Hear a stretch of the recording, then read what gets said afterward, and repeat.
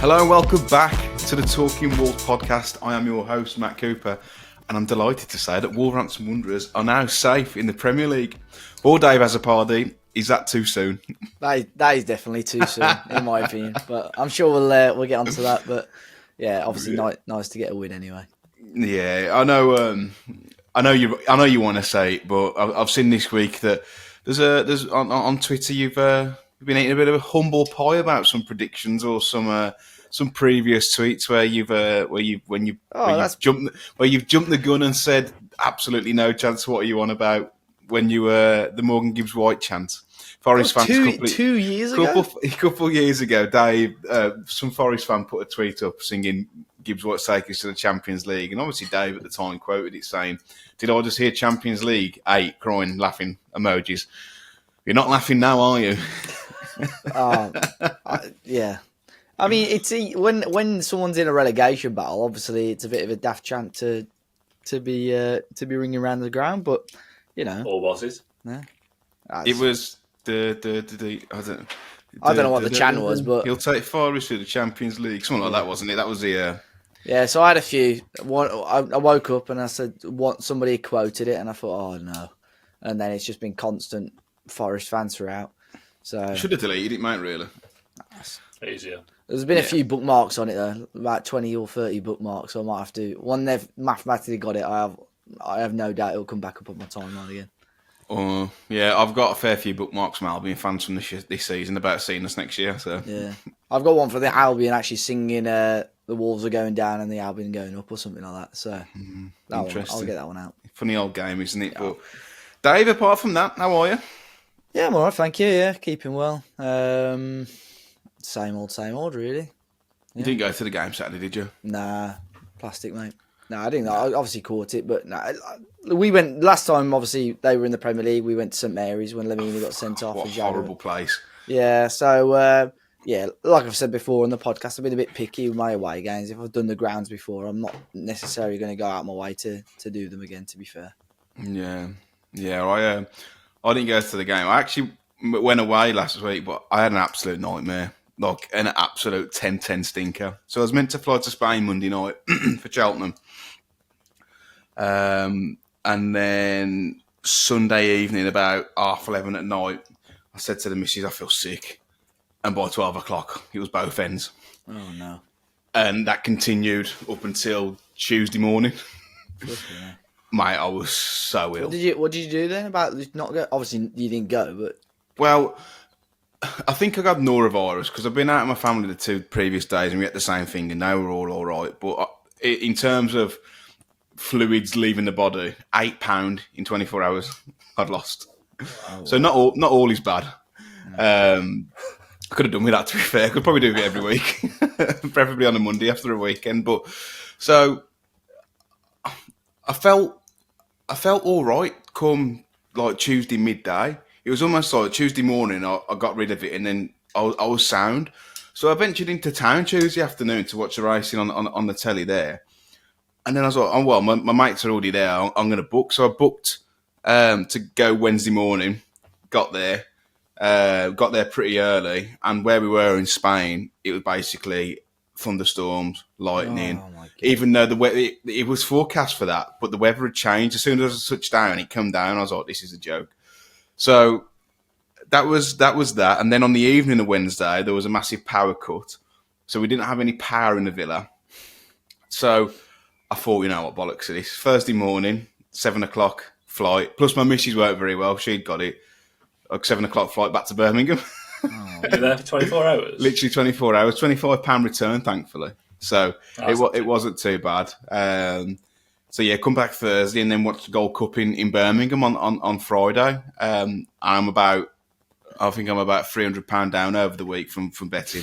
God knows from expenses, but it was one of the worst weeks of my life in terms of like things going wrong. Because I'd left Adrienne, my partner, to do all the customer orders for me. She's like, "You go away," and then obviously she was really ill. I was like, no one's going to get any Tika. I don't really want to be sat in the rain when it's like actually all right at home. So yeah, I came home. So in terms of a week, the best thing about this week was last week was Wolves winning. was Wolves. And I can't remember the last time I said that. Can you, Joe? Joe from Concept Scouting, by the way. You are here. No, it would have been a while, mate. I think the last time I remember was having a really, really good result that was, massive. That I think the Leicester game felt big, and the United game, that kind of spell there. But since then, since the turn of the year, don't remember. We've got some solid results, but that one Saturday felt big.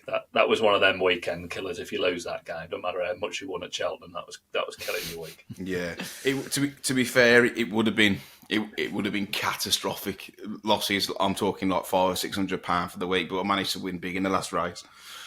Yeah, I nearly had a good day Friday. Nearly, it come very close. I had it was the only bit I had all week. So I'm just going to hold myself back till Friday. Don't kill myself Tuesday, Wednesday, Thursday like everyone else does. Yeah, and I had a 4-horse accumulator, 3 of them come in, and then I had Galopin de Champ in the last one, which at one point I had a £500 cash out that I let roll over. So, well, at least you didn't actually lose any money, really. I was literally £25 for the week, so I've rounded it in. If it makes you feel any better, I lost £350 on Galloping de Champs. So that does make me feel better. Yeah, I thought it might. What a week to be a bookie, though. I know. It's just unprecedented times, really. But I saw a lot of people. We'll talk about the football in a minute. But people, that had like the big 4 favourites. So you had like Galloping, then you had Lossy Mouth and whatnot, like the 4 big favourites over the week. Yeah. Everyone was backing in the fourfold. Yeah. Since like 2015, when there's been a similar kind of favourites, either 1 or 2 have not come in. So it is impossible to land. But everyone thinks this is the year that it does land. The thing is, even watching like the Racing Post reviews like each morning, like after the day before, they're still going into every race thinking, still backing Galloping here, still backing. But he was still backing Lossy Mouth here. Like, but Constitution Hill on Tuesday, when I went and watched it in a box bar in Birmingham, Friday was classing there, by the way, for Gold Cup. Is that where we went? Bouncing, yeah. When Constitution Hill fell, honestly, it was like a funeral. Yeah, it was eerily quiet. They turned the telly down. It was awful. But I do, you know what? It's a great week of racing. Not a great week of betting, but when is it ever? But I'm just glad that. I thought, you know what's going to happen? Wolves are going to get pumped at Southampton, and then you're back to work on Monday. Yeah. Try and win it all back. Yeah, to be fair, because obviously it's been a fairly heavy week. Whenever I have like a big bout of betting, I always do like 30 days off. So not because I'm an addict or anything, but I just like delete all the apps, and when you can like put a pause, like cleanse yourself. Yeah, because I don't bet loads anyway, but it's like. It all adds up, doesn't it? So yeah, that's me done now. Maybe till Ascot, but or I might bet on Albion to come up and Wolves to go down. I'm sure there's some there's some great odds on that. But I haven't been on the pod for quite a while now, and I think it was even before I put that tweet out. I'm sure most of you probably know. Anyway, but this will be my last season as a Talking Wolves member after, was it 7 or 8 years now, Dave? Is it 7 years? 7 years, yeah. After 7 years, I'm hanging up my mic, and that'll be no more. I'm sure I'll see you on podcasts and stuff in the future, but yeah, at the end of the season, I will be gone. I just don't have the time for it. If I'm totally honest, Wolves piss me off at the best of times. And yeah, I'm pretty much working 2 full-time jobs at the minute, which is about to change real soon. But yeah, it's my time to bow out. So I'm sure you two will join me before the end of the season. We can all go for a few beers before or after a home game. I was going to say Tottenham at home, but it's been moved to a Sunday, so a bit awkward for people. But yeah, well, I'll put some out there. But yeah, after 7 years, man. Dave, where's that time gone, man? I know, it's scary. I know, because obviously we did.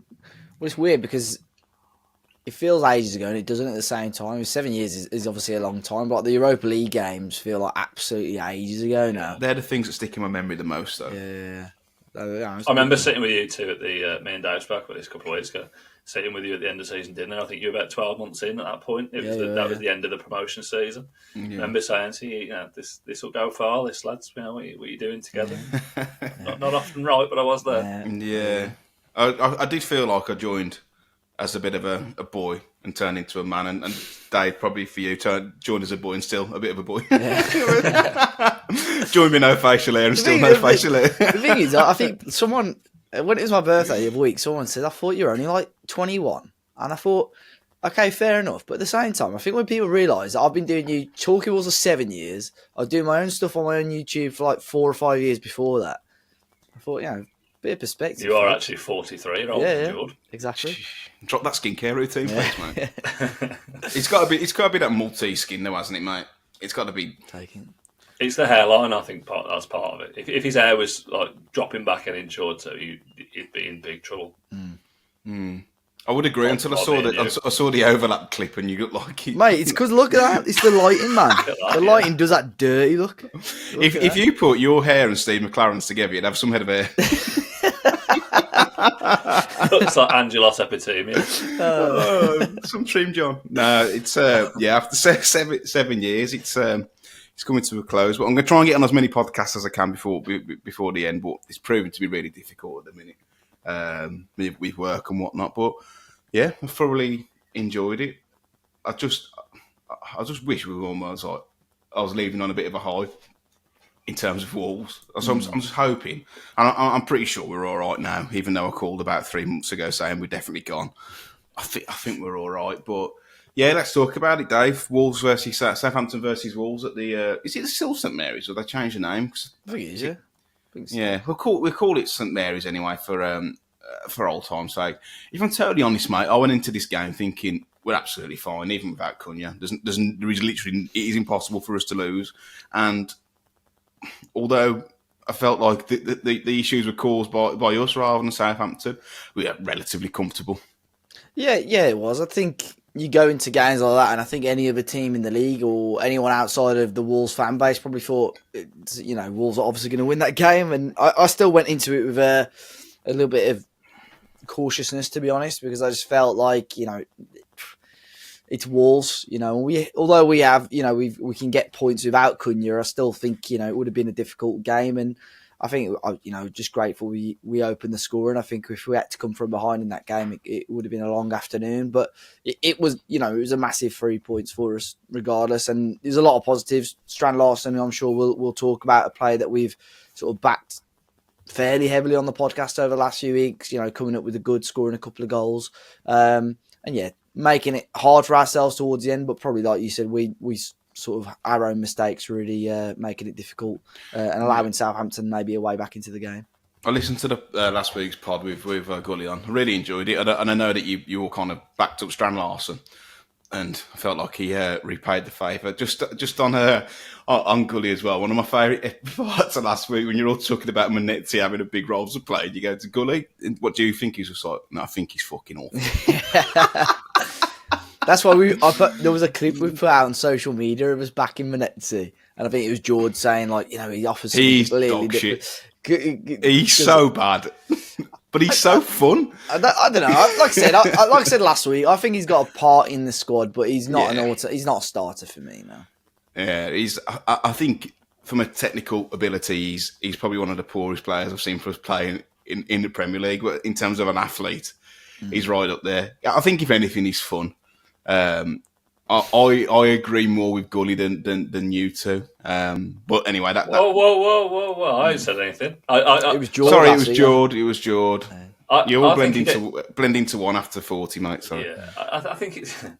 I think you've got to appreciate his limitations, Matt. Like you say, he's not a world class footballer, is he? He's not even a particularly good footballer. But yeah. what he brings off the ball, we don't score. I'm sure we'll come on to it, but we don't score that second goal without him mopping up in the middle. So he's definitely brought something, if nothing else. Yeah, I think he's fun. I think that his kind of limitations are highlighted when he doesn't have the ball. When he does have the ball, yeah, 100%. I think off the ball he's excellent. Like the positions he gets, he's better than some centre forwards.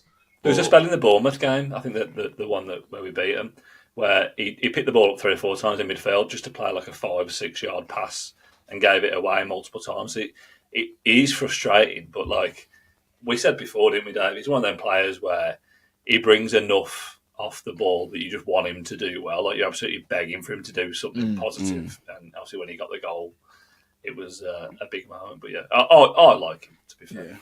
Yeah. Who'd have thought, Joe, come, a month and a half ago, probably maybe even longer than that, actually, we'd all be thinking that Jean-Ricner Bellegarde's going to have a massive £100 million move in the summer. Because I certainly weren't, but now I think he could be the one that goes. He's the one who goes next. I think, again, a lot of the players on the kind of fringes of things in the past, Bellegarde being one of them, Bellegarde seems to be a player that copped a load of stick relentlessly for just being kind of 6 out of 10. I don't think he's ever had an absolutely terrible game for us. I don't think he ever has. He's not really contributed in the final third that much. But then you say that, the goal he scored against Forest early in the season, he did have a run early in the season. I think he's kind of shone in this system. And I think with Joe Gomez and Andre doing what they do, it frees him up now. I think maybe earlier in the season and last season where Lemina's maybe in the middle and we were switching it around a bit, Bellegarde was playing in a completely different role. So I think what he's doing in that kind of almost one of 2 10s, which going back probably 12 months, back in the summer last year, we discussed when he was at Strasbourg, that was the exact role that he played. He played off the left as a 10, and he's doing exactly what we signed him, what he was doing before we signed him. So I think he brings a lot of quality, and that cross, I know Ramsdale should do better with his, and it's a good header from Strand Larsen, but if anything, it's kind of exactly where Strand Larsen wants that cross. It's absolutely inch perfect.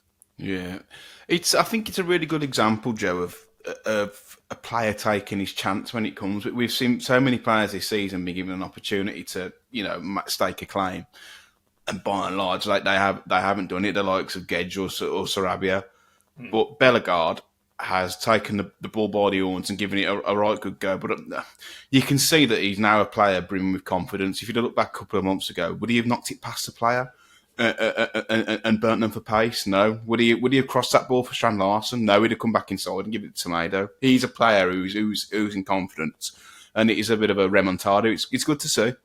Yeah, it is, and I think when Vitor came out, I think in January, and said, I think he was referring to Bellegarde and Hwang, where you've got to get behind these players rather than giving them stick. I absolutely, my thoughts on when fans get on the back of individual players, it really, really riles me up, and I've said it loads of times on here. But the kind of freedom that he seems to be playing with, it's allowing him to express himself on the ball, and I think that he's that kind of player where you've just got to sometimes just let him do what he needs to do on the ball. I don't think he's an incredible passer of the ball. I don't think he's an incredible carrier of the ball, but he does see things that other people don't. Which I think, getting him in that position where he can unlock defences, I think is really important. And I think next season without Cunha, I think he'll be another one that's going to be really important for us. I think one of his best attributes, and you probably think it's a prerequisite as a footballer, is just keeping hold of the ball. In possession, he's so safe, isn't he, Dave? I mean, you got like Sarabia, who probably tries things a bit more often than others, and Guedes dispossessed so easily, whereas Bellegarde, if there's no options on, can hold on to the ball and draw a free kick if needs be. Yeah, that's become a lot more notable for me over the last few weeks. Like ever since you said, given the opportunity against Villa, he was brilliant, took this goal really well, and then just it seems like he's got so much more confidence now. Like I said, 2 assists at the weekend as well. I think the first assist is a great knocking towards Strand Larsen. But yeah, his ability on the ball now, which I think he always had, when, like Joe mentioned, when we signed him from Strasbourg, there was quality there, and he was meant to be that sort of player who had that little bit of skill and comfortable on the ball. And I just never really saw it enough in a Wolves shirt. But it's become a lot more noticeable for me. Just under pressure, 2 or 3 players around him, and normally you're thinking, "Oh God, here we go," and he somehow wriggles his way out of it. So I think that's what it is. And Vitor, he said it about Hwang, he said it about Jean-Ricner Bellegarde. I think he made a comment about Strand Larsen last week, saying, we got to give him time, give him a chance, and then he pops 2 in the back of the net. So maybe the gaffer's right. Just calm down, get off the.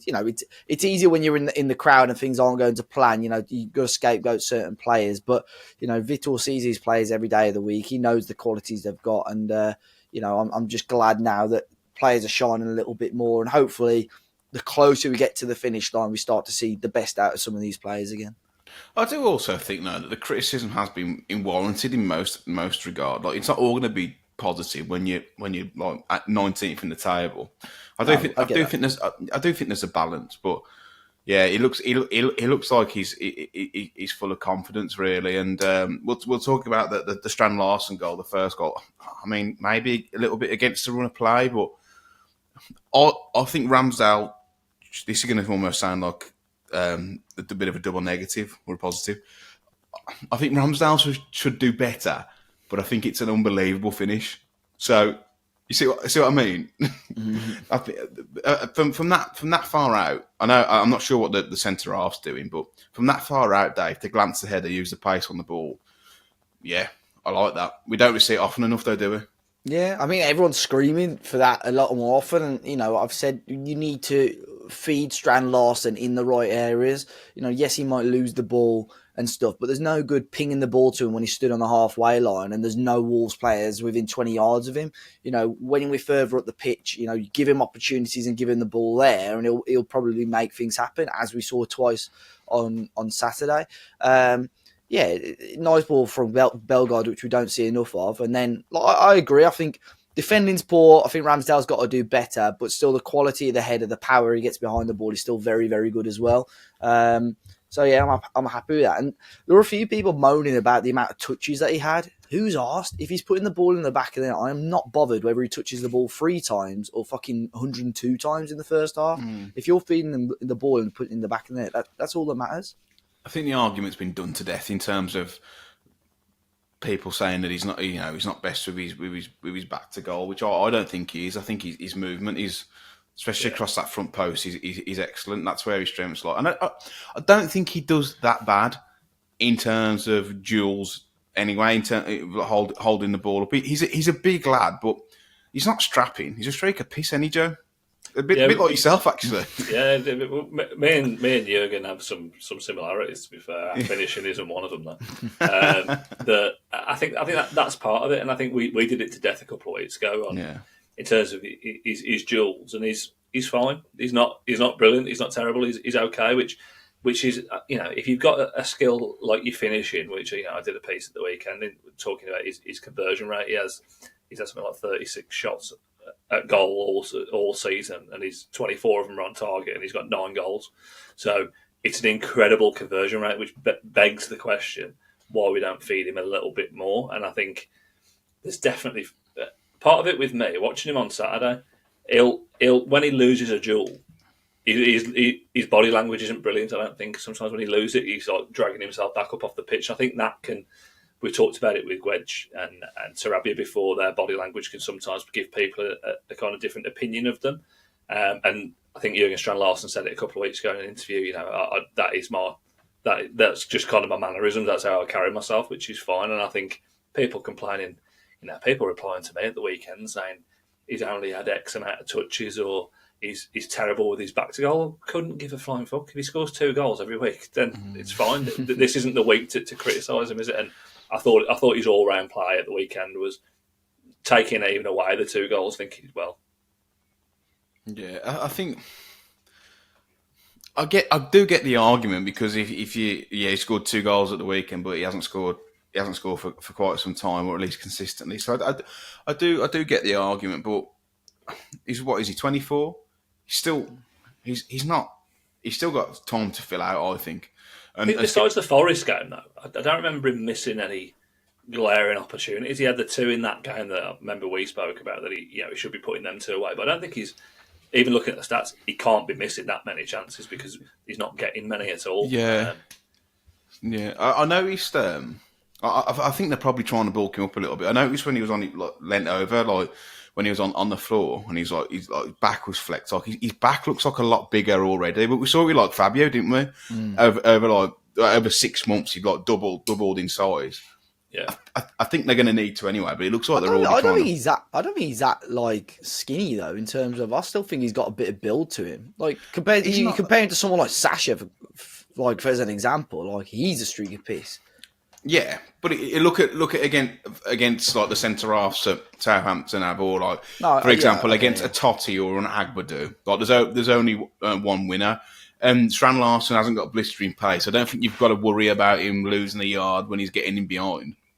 So I would imagine he'll probably come back in the summer or first game of the next Premier League season if he's still with us, and you probably see a bit of a noticeable difference, especially like his shoulders. And I'm with you, Matt. He's been playing senior football since the age of 16. If you look at his stats, he's been playing since he was a kid. So he's been playing a lot of football since he was that age. He's not really been bulking up. He's a good technical footballer, which I think sometimes, if you compare him with someone like Paul Onuachu, I know which one I'd be fucking taking. He's so funny. Yeah, he's a comedy footballer. Although we did concede a goal to him, so we can't really say anything, can we? No, I know that, but I remember that hat trick he scored for. Was it Ghent? Was that before or Genk? Yeah, it was Genk, I think. Yeah, genuinely one of the worst hat tricks I've ever seen in my life. One off his arse, wasn't it? Yeah, but I think when you are that big, and it's the same with Sasha, I think it's too big to be a footballer. Because you are all over the place. Like your brain isn't sending the right signals, is it, to your feet? Finn Morris at Molineux highlights HD. Exactly. It is like a horse playing with like a gym ball. You know, and the legs are falling all over it and stuff. And like you said, he scored against us. But if I make a comparison with like Strand Larsen, who's like, people see 6'4" and think he must obviously be fantastic in the air and fantastic with his back to goal. But then you see someone, for example, like a Che Adams, who's only small, but he's probably better with his back to goal just because of his build. Yeah, he's not the, and I don't think it is as important as people are kind of making out. If I'm totally honest. Well, I think we've said before, haven't we? He's going to be a lot better with players around him. So yeah, it's all well and good him being brilliant, holding the ball, but if there's no fuck anywhere near it, exactly what do you want him to do with it? Once he's got a touch and he's trying to chasing it, where can he go? So I do feel for him. I was delighted to see him on the score sheet, but a player, Dave, that I'm running out of superlatives for really is Agbadu. Yeah, he just looks such a more assured team with him as a centre back, and you can see that he's a bit of a leader as well. He's always communicating on the pitch. He's a presence that we've been needing the most, and also a special shout out to Totti Gomez, who is proving, including me, a lot of doubt is wrong at the minute. Yeah, we mentioned, I think, Totti last week as well, and it was a shame that he didn't make the Portugal setup. But in terms of Agbadu, it's just... It was weird when we signed him because I obviously I didn't know much about him before he'd come to the club, and he just wasn't actually spoken about that much or that highly in France, which was quite strange. But he's come now and been pretty much one of the first names on the team sheet for us. You know, the fact that it was the Everton game, wasn't his first game back, and we praised him loads last week. I just thought he's fantastic last week, and it's just becoming, just. I don't know. He's a really, really important member for this team now. His composure, his quality at the back now. It's making our back line now look half competent because under Gary O'Neill, it was absolutely awful.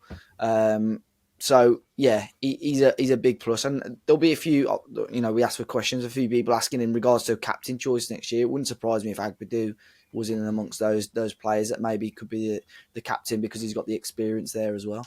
I said it when I think it was the United. Was United December, wasn't it? Yeah. There was a game. There was I think it was a couple of games in for his playing in the Premier League, and I already started seeing people of opposition teams saying like, "Oh God, he looks a really good signing." I think that is A, because of his size, but B, in every single drill he relishes it and normally comes out on top. Which even if you don't know much about football, you see a defender always taking a ball off someone else. You think, yeah, he looks like quite a good defender. But he's just got a bit of everything. And I know people have probably criticised his distribution, but I don't even think it's that bad. He reminds me of Bolly in the Championship, where everything just felt a little bit too easy for him. Yeah, so composed. He was like the perfect centre half, and I've brought it up a couple of times. Like I remember in December, Matt, you saying like you want someone who has got that quality on the ball, but someone who's just really brave and gets relishes it involved. A duel. Exactly, yeah, and he literally ticks all of those boxes. He's been really, really good. Breath of fresh air. He was a big miss when he was out injured as well. But I think between now and the end of the season, I think we'll be okay. But like from next season onwards, I think he's going to be. You're going to be building the rest of the back line around him. But Totti deserves praise as well because he's come on leaps and bounds, not just with Agbadou, because I think even before Agbadou had come into the team, Totti had improved a lot under Vitor. But, those two together are making a nice little partnership on that left-hand side. Ever since Totti grew that beard, Joe, it seems to have kicked on. To be fair, visually, it's just incredible. The beard, what he does on the pitch, I think it's one of those where our fans for a couple of years now have been screaming for multiple centre backs. I think if you put Agbadou in any version of our defence the last 2 years, then he shores it up a lot. I think bringing Nasser Giga in, I can see what our back three is going to look like next season already. To be honest, and I think that'll include Totti Gomez as well. I think Totti's grown in terms of, I think, in duels and kind of winning balls back, he's always been full, blood and thunder. And I think that's something that you can never level at him. But I think what Vitor's done since he's brought him in, he seems to have took that risk factor away, where he's always got someone near him to take the ball off him if need be. But even that opportunity on Saturday where he had a 1-2 with somebody to pull the ball back for Joe Gomez, Great. He just looks confident to me, and I think that's where if it comes back to the Strand Larsen argument. These players, if you play to their strengths and let them do what they're good at, but kind of protect them where they need protected, and don't get me wrong, Joe Gomez and Andre deserve a lot of credit for how good our back three look at the moment, given the shielding job that they're doing. And there was a great piece on Match of the Day, actually, which I wouldn't say very often, but there was a great piece on Match of the Day that I think Danny Murphy did on Andre and Joe Gomez. Now they protect the back three, and I think that kind of group, the fact that they're playing regularly together, is a really important factor, because I think Gary O'Neill had a tendency to chop and change. We've probably got a little bit lucky that Doherty's been so good in that back three. I think he's done really well. But you can just tell that they look like they've played together for a while now, and I think Agbadou slotted in. I think for me, you could put Agbadou in any defence, he'll do a good job, because in duels, I saw the piece that Adam Bates done this morning. He's absolutely miles ahead statistically of any centre-back at the moment in the Premier League in terms of winning the ball back. And that is exactly what we needed. So from a scouting perspective, that's an absolute masterstroke, really. Yeah. I think I think that the back three will be Totti, Agbadou and Mosquera. If Mosquera comes back and everything's all right. And from what we've seen from Mosquera, albeit limited this season, he looks like he's more than ready. So do they need another centre half after that? I don't think so. No, I don't think so. Not. No, I think you're right. I think Mosquera, obviously, he's had a big injury, hasn't he? So it'll depend what. Two now, isn't it? Really, with that bad hamstring one as well. Yeah, and from a defensive perspective, he's excellent. I think that spell that we saw at the start of the season, but we really, really missed out on him when he was injured. But I'd be conscious now with that injury.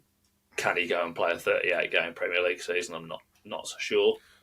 I'd be more comfortable with Doc there though than Santibueno personally, but yeah, I like Santibueno. I think he brings something. I don't think he's a starting centre back in the Premier League, which isn't a dig at him, because that's it's a top level football.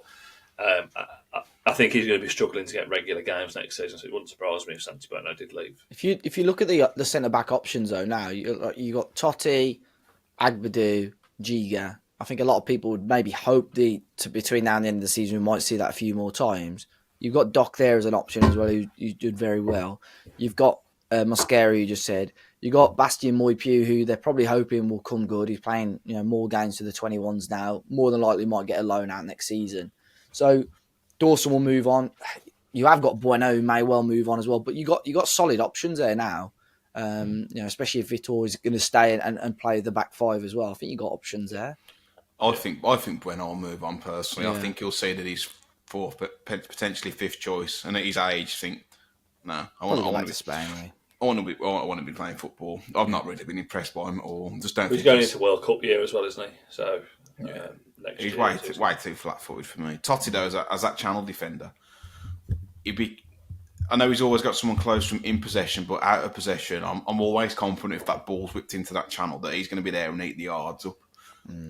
Like Canate does for Liverpool. It's just you just always feel if it comes down to a physical battle now that we're going to get the upper hand. Look at Beto again for Everton versus Agbadou. Beto's in rich vein of form, a big lump. He looked like a child against Agbadu. Yeah. He looked like men versus boys of him. And, apart from this season, Beto's been absolutely pony for Everton. But a player in form nonetheless. The Southampton goal, slice of fortune really, wasn't it? Off the post and then rebounded. And I don't think you can really lay the blame at anyone, to be honest. It's just a quick reaction and it's just fortunate to... The blame you can have, though, is probably Guedes for about 45, 60 seconds before, because Wolves ultimately should not have allowed or conceded that chance anyway. I think you're right. I think the players shot, it's gone for a crowd of players, so it's hit the post, and then, the striker can't really miss. But we shouldn't have given them that opportunity to begin with. It should have been 3-0 and it should have been game over. I think the decision making for that half chance we had just before was just abysmal by Gonzalo Guedes. Like, Aït-Nouri's there, you just got to lay off. He may or may not have scored because Aït-Nouri's record in front of goal isn't You could square it in across them. Yeah. But he completely picked the wrong choice there. And then ultimately, it leads to the goal, and it's just unnecessary pressure then for the next 10 minutes or so. My argument is that ball's come all the way back down the other end of the goal. So I wouldn't lay the blame at him, but that is the reason. But that is a big reason why. That's the reason why he's not starting. Yeah. Because of that decision making. Like Totti, I think it was before or after you just mentioned when he got to the byline and picked a player out, showed more like composure and decisiveness in the final third than your fucking £30 million winger. Yeah, and that's why they're not playing. It's annoying because it's yes, he's not having a huge amount of chances, and I think actually his goal contributions per minute is okay for us in the league this season. But when you're given opportunities, like we mentioned with Bellegarde earlier, when you're given opportunities, you have to take them. And Guedes is not doing it on a on enough basis really. So if he plays that ball into Aït-Nouri, and regardless of whether Aït-Nouri puts it in the back of the net or skies it, Guedes has still done the right thing and played the right pass. He played the wrong pass. Sarabia, I don't know, he tries to round Ramsdale or whatever, but it's difficult for him straight away. So yeah, I don't know. I think even against Villa, Guedes looked good. He missed a couple of chances, but on the last man, he looked really, really decent against the high line. Whereas games like this, just on the counter, bright, but the final decision, the final ball, which is the most important thing, just hasn't delivered. And he needs to be delivering more if he wants more opportunities. Yeah, I think he'll be gone in the summer. Personally, I'm surprised he's still here. I think we all probably are, aren't we? I think it's been a productive year though in terms of his value though, because I think I was surprised that Gary O'Neill managed to talk him around and keep him around. But two, I think he's done enough to maintain his value, or if not demand a little bit more. Whereas before, a little bit like Fabio Silva, it's probably almost rock bottom. So there's value there for him again. But no one's gonna take a punt on him now unless it's Saudi. No one's got the money to spend. Valencia were linked with him again last week, but they haven't got the money. They just have not got the money. It's going to be a loan deal, isn't it? And they're probably just going to try and £3 or £4 million loan fee for that. That's another shocker, really, isn't it? But if you, from an outsider's point of view, at the time when you saw him with Gonzalo Guedes after a really good season at Valencia, you think, but this is a great signing. I think we all did. Yeah. But then to find out that he actually didn't want to come and he was almost forced against his will, then you say this isn't a very smart signing, especially for the money. But it's easy with hindsight, isn't it? I think. Yeah. I think he's kind of come to Wolves at a really bad time in terms of the club. I think when he signed, we looked like we were potentially still going to battle our way up the league, but we've kind of got consistently worse since we signed him, which I don't think looks favourably on him.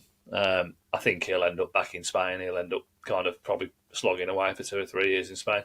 I think our front line needs rejuvenating anyway. I think we were all kind of in agreement that with Cunha going, the likelihood is that Sarabia will go. Hwang, there's probably a question mark over him in the summer because there's still probably some value in selling him.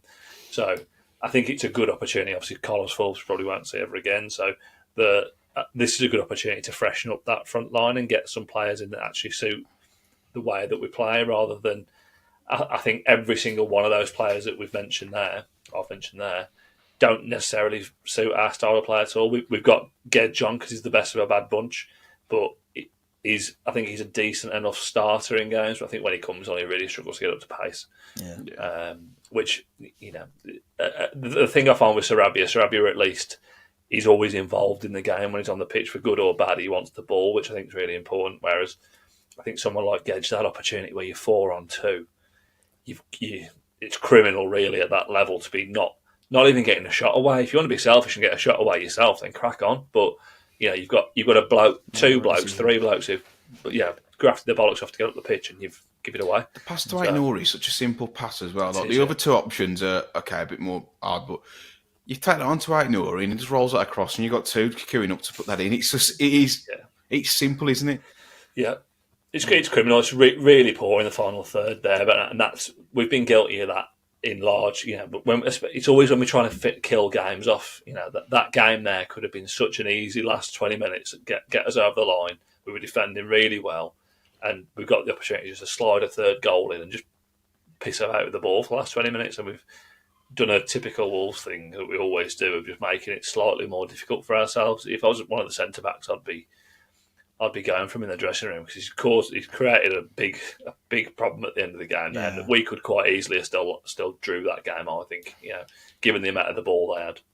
Going back quickly to his goal contributions, like I mentioned, I think it skewed a little bit because of the games in the EFL Cup, because he scored 3 goals, but he has got a goal contribution every 106 minutes in all comps, or even 127 minutes in the Prem. So the numbers aren't bad, but he could have had more.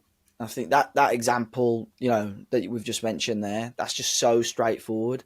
And if you want to be starting games and getting more minutes, you've got to be doing the right thing there. And he just didn't, unfortunately, and put us under a bit of pressure, unneeded pressure. I was surprised to see Forbes on the bench, to be honest. Yeah. So I don't know if you know, Dave, but is the triggering of his signing based on starts or just appearances in general? I assume it'll be appearances, because he hasn't had he's barely coming off the bench, is he? So. And that's what I thought. I'd be surprised to see him on the bench, because they've probably made the mind upon him that he's gonna fuck off back to Netherlands. Yeah, I don't know. It's strange. And obviously, in the place of Pedro Lima, I don't know if Pedro Lima had a knock or. But it's coming now to the point where we've got when we are mathematically safe, I want to see opportunities for players that will be here next season, and not necessarily the likes of, I don't know, Sarabia obviously will probably move on. Semedo will probably move on. So I would like to see Lima get more minutes, especially if he's going to have a bigger part to play next year. The chances there for players, I think. But yeah, Forbes is a weird one, because he just has not had the chance in a Wolves shirt at all, compared to what other players that have. But obviously, they just don't want to sign him. A bit of a waste. That was meant to be the Neto replacement and backfired massively. It's all done last minute, though, wasn't it? But if you know Neto's going, you've got to have someone better lined up. Ultimately. Yeah. Well, to be fair, I think watching Neto for Chelsea yesterday and in recent weeks, I think that's looking like a better deal every single day. Probably getting back on loan next season. That's what I was going to ask. Do you think? I don't think he'd come back, because he probably thinks he's way above us now. But would you take him back? I certainly would. I think you would, yeah. But yeah, sod's law that he stayed fairly fit, hasn't he, at Chelsea so far? Yeah, he'd come back to Wolves and do his crucial within about 3 hours. He's not playing every week though for Chelsea. He wears for Wolves. It's like you're whipping him for 38 games a season, aren't you? It's a weird one, because even like when watching him for Chelsea yesterday, he's playing on the wing with another winger, like with Nkunku next to him, and Nkunku goes off and they brought Tyreek George on, and they're both playing off the right together. That club is just an absolute joke in terms of recruitment. I personally think he'll leave Chelsea within the next 18 months anyway. I think chances are he'll be going to kind of higher reaches than us, but it's the same with Jota, isn't it? With the chat on Jota, there's no way on Jota comes back to Wolves. It was so misleading though, all the posts about that, and the people have jumped and done like YouTube videos and stuff on it. It's just so misleading. If you actually read the article, I think it was Ben Jacobs. He does take a lot off social media, but he says, I've seen a few people mention Wolves, and he goes, but there's no chance he wants Champions League, this isn't this. And then people saying, yeah, Wolves are interested in him. No. I don't think we'd even be in the discussion. I don't think the club would engage in that kind of deal anymore, regardless of whether he's played for us before. It's not a fee that we'd be willing to pay, and B, think of the money he's going to be on now. We're not going to be looking anywhere near that. And it's not just that. You've got to also consider that the player would just not be interested in it. No. We can't afford him and the player doesn't want to come. So for me, it sounds like he's probably not If he gonna wanted to leave when we were on the cusp of like mid-table at the very worst, why would he want to come now when we're like the nominated club fighting the relegated three, the promoted three every season? It's not going to benefit anybody, is it? It's some climb down in it from challenging for winning the league and challenging for Champions League. The worst bit about that is that I assume you guys have seen, because of the Newcastle win yesterday, that up to 11 teams could be English Premier League teams could be in Europe next season. Obviously, it'll rely on teams winning in Europe this year, but Wolves should be in that conversation. We should be in around sort of, that mid-table spot, thinking this last stretch of the season, fucking hell, if we get a nice little run together, we might sneak in here. And we're not, In fairness, any club that qualifies for Europe after finishing 11th, the honourable thing to do is to give it to a Slovakian third division team, because you can't. Yeah. That in itself is just, if over half of the league can qualify for Europe. Do you know what though? Obviously, Forest had an unbelievable season. Bournemouth too.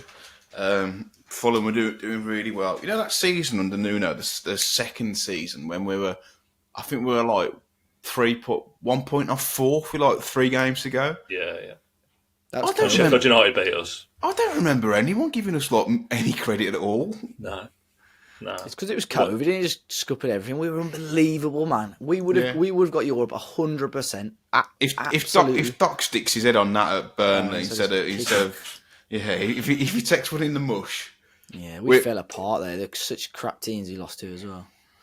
But even like the Sevilla quarter final, when I talk to people about that now, no one remembers it. No one remembers Wolves being in like the final stage. Bit of a fever dream though when it COVID.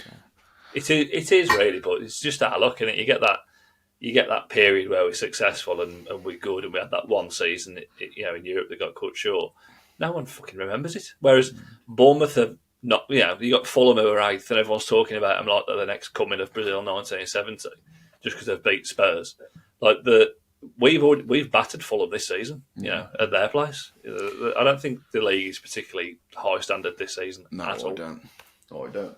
And it just shows how bad we are to be 17th in said league. But Forest aside, because I think Forest deserve a lot of credit. Nuno deserves a lot of credit, and their recruitment. If you look at Milenkovic and Murillo, and been linked with him before, they're both from actually.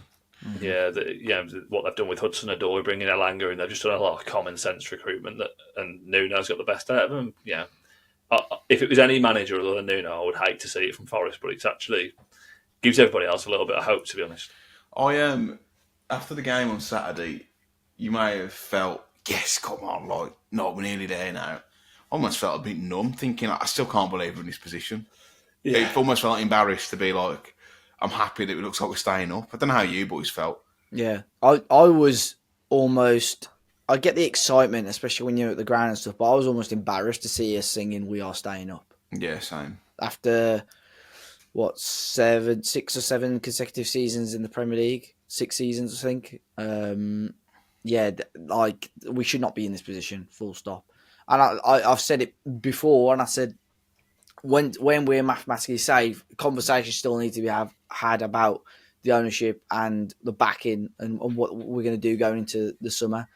Season ticket conversation will soon be coming, and that will be an interesting one, because I'm sure Jeff Shee said he was going to freeze the prices. No, he said freeze or small increase, so that means small increase. Small increase then. Yeah. So that, they'll be, they cannot increase the prices based on what we've seen so far this season. They can.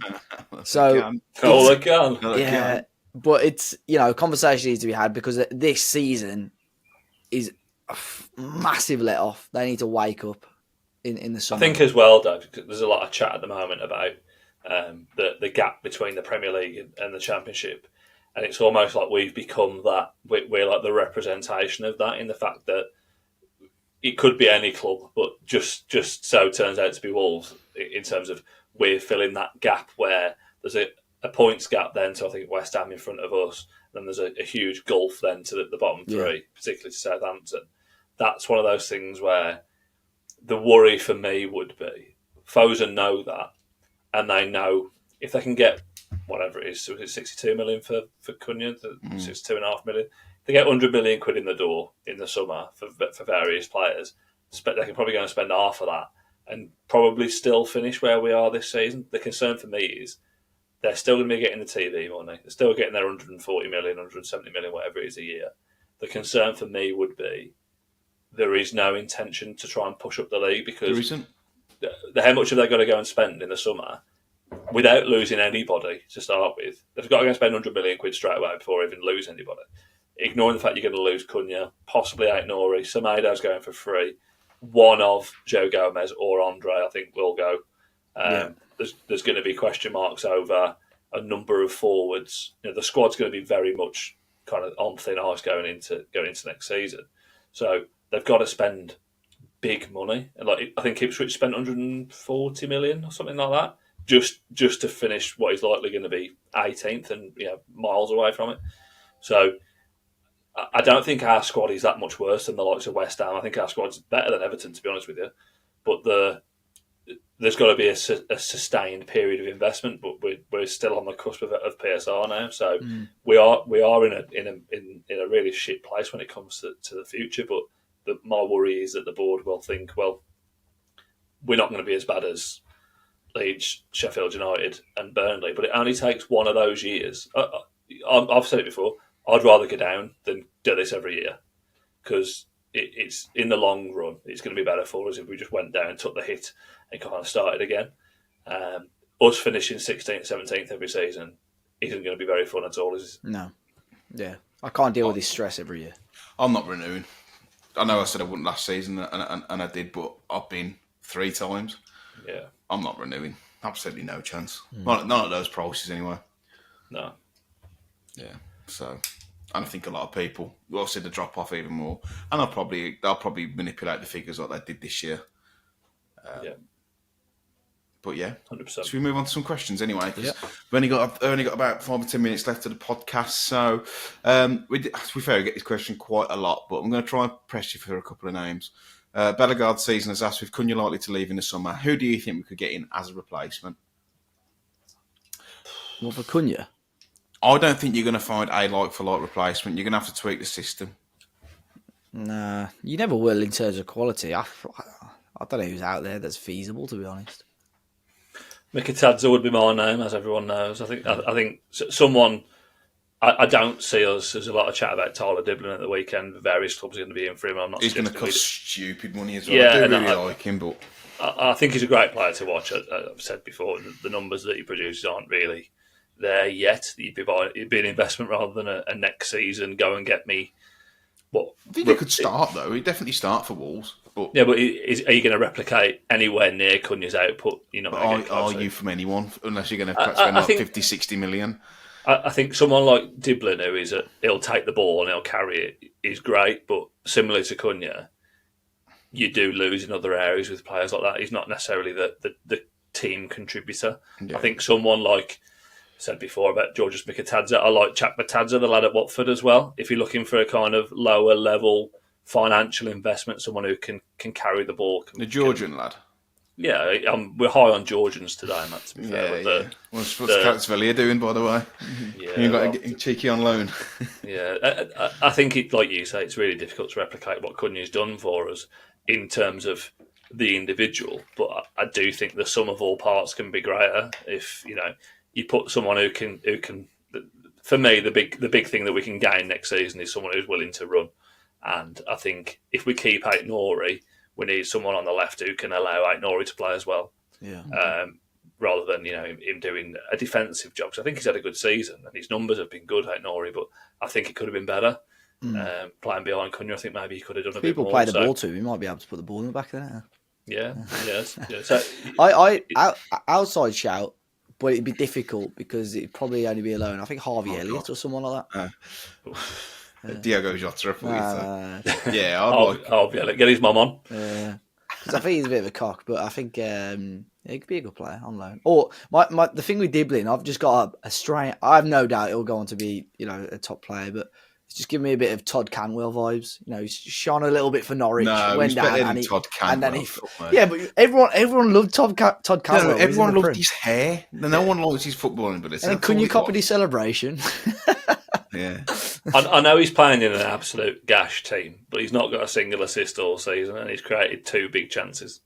So that I don't doubt, and I had this with Gully yesterday, that he's obviously a great footballer and he will get a lot better, and that those numbers will improve. But the outlay versus the reward, Wolves aren't in a position where they can go and spend 50 million quid on a 19-year-old winger just because he's English. Screams Brighton or Spurs or something like that. It'll be West Ham or Spurs, someone like someone daft enough to pay what Southampton. They want 40, 50 million, something like that. I think I'd maybe look at 35. I think they'd take apparently. I think Somerville's been kind of in and out of West Ham. I think Somerville's a player who, I like watching him. I think if you want to replicate getting people off their seats in the ground, I think someone like that is going to run at people. You could also chuck a Adama Traoré free transfer in there if you wanted to. Is he out of contract in the season? I think they've got a year's option for him. I would 100% be breaking the bank for him just to bring him home, man. For Adama, yeah. Just to follow him around the ICC. Jimenez as well.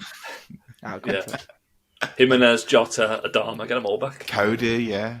Yeah, Dendoncker. What's Roderick Miranda up to these days? Oh, he's in Australia. Melbourne Victory, I think. Yeah, he's playing in Australia, I think.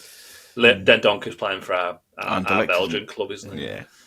Yeah, I watched him play in the Europa League. They went out, didn't they? It's even worse now. It's crap. Matt Elcock has said, given what Pereira walked into and having no mini pre-season, as well as a smaller budget, do you think he has done what he has done is more impressive than what Lopetegui achieved with a better squad? No, I think we were dead and buried before Lopetegui come in, and the teams that went down were better than the three that are going down this season. Yeah. I think Vitor deserves praise, but I think Lopetegui just edges it. I think we had some good wins, and not that we haven't under Vitor. We had some fucking big wins under Lopetegui. However, we did have some disgusting defeats as well. Yeah, I think that with Lopetegui, or with Vitor, it's more about what he can bring us in the future. I think with Lopetegui, we knew it was going to be relatively short term, not that short term, but I think Lopetegui's team was better though. Yeah, better players. Yeah. There's a couple of questions asking the same thing. So if we're safe, by the time Cunha gets back, would you play him or would you keep him out? I would personally keep him out. I think he plays. We had this conversation a couple of weeks ago, didn't we, Joe? I think he's been plays. An absolute wanker, though. Yeah, no. Like I said earlier, I would love to be giving opportunities and chances to players that we know are going to be here next season. But I wouldn't just chuck him straight in. If it's weird, there's no news on the ban or charges either. So at the moment, it looks like he's coming back for Ipswich away. I think Vitor said in his post-match, didn't he, on Saturday, that at the moment it's 3 matches. So, I reckon he'll just have a little bit of slap on the wrist, all fine. He won't get match bans. I think you're probably looking at another 2 games, personally. So 5 overall. I suppose they know now they've got another 2 or 3 weeks before they even have to worry about issuing another ban. But I think they'll know already by now, especially if he's flying off to Brazil. Yeah, I probably think looking at 5 games overall. On the balance of fairness, we got away with one versus Ipswich, didn't we? So, I think he'll just get a slap on the wrist and a fine. I think we would have known by now, but we'll see. Potential 7 games worth of suspension in the league in one season is fucking ridiculous for 2 things that were both completely needless. Yeah. Yeah, someone's asked, would you sell Cunha and then replace him with Raul in the summer? No, not like. I think it'd be an absolute meltdown, wouldn't you? Yeah, well, financially, you get 60 million quid in the bank and just spend none of it on a 33-year-old Mexican. I like Raul. I think he'd be a good second string to Strand Larsen, but not off the left. Final question from Leo: would you guys be happy to keep Vitor beyond the end of this season? Like him personally, but I've seen some contrary discussions. 100%. Yeah, I think he deserves to stay. Look, you can have reservations about him or whatever, but give him us pre-season and give him the tools to actually buy him and bring in players that suit the way he wants to play. How about if a really good gaffer becomes available or someone who's really promising? Would you bite the bullet and get rid of him? Because I'd imagine there's a break clause in the contract, but perhaps only if we go down. Possibly, but it depends who we're talking about. Who it is. Yeah, exactly. Yeah. How about if Big Ange finishes Spurs and says, "Give me the job, mate"? I don't think you get rid of him just for Ange. I like Ange. I would take Ange, but I wouldn't sack someone to bring him in. Imagine Ange with our fans. Yeah, That'd be an absolute car crash. It'd be That funny, would be wouldn't it? horrific. It would It'd be funny. It'd be funny. Matt Doherty pulling him out the South Bank every other week. Yeah. We'd be top by like November. Yeah, then bottom by July the following year. And then go down. Yeah. Because you've had like 28 cruciates. Imagine the South Bank when we had backlines playing off the halfway line. 5 of us on the halfway line, yeah. Imagine Yeah, Jose Sarr in that system where he's got to make a decision to either stick or go. With 8 penalties a game. Yeah. Oh, absolutely superb. Yeah, that's it. No game next week. International. Is it 2 weeks international break? Well, there's no more games this month, so it might be. No, 1st of April, our next game. Yeah, so a couple of weeks off. So no podcast next week unless something drastic happens. But yeah, nice to go into the international break with a win and looking fairly comfortable now. I was a bit worried about a month ago that Ipswich had a bit of fight left in them, but I think that result at Old Trafford, where they really should have won that game in the circumstances. I feel like they've had the fight beaten out of them now. So I'm not as worried. Leicester are absolutely terrible. I think even if they get a new gaffer in, they won't get much of a bounce. In fairness, Leicester's squad is terrible. Yeah, Leicester's squad's worse than Southampton's for me. I think if you look at the players they're bringing on towards the end, I think some of the one thing I wanted to say that some of our fans when Ipswich signed in Ciso, and I think when Leicester signed Buonanotte, why aren't we doing that? I like Buonanotte. He doesn't add anything to our squad at the moment. In the long run, maybe, but if you chuck him in now, I don't think he doesn't get in this team now. So I think that they've gone for the Hollywood, kind of give it to them type player, hope that they can do something, and neither of them have done anything at all. And you could say that's partially down to the management and the clubs in question. But even watching Ipswich, some of the goals they conceding, the comfort that we've got is that's not something they can stop overnight. They're going to be shipping goals every week now. Even Man United were poor yesterday, and they got 3 easy goals just out of nowhere. So I think we're safe now. We are. I hope so. I think so. But yeah, Dave, where can people find you? Should they wish to follow you, mate? Yeah, it's at Dave as a party on all the socials. But yeah, I will say we're safe after the Ipswich game. That's the game I think I'm here. Was that when's that? A couple of games? Yeah. Joe, are we safe and where can people find you? No, we're not safe. We will be safe very soon at Concept Scouting. Cool. Gosh. We are. Where can people find you, Matt? At Talking Wolves. Nowhere else?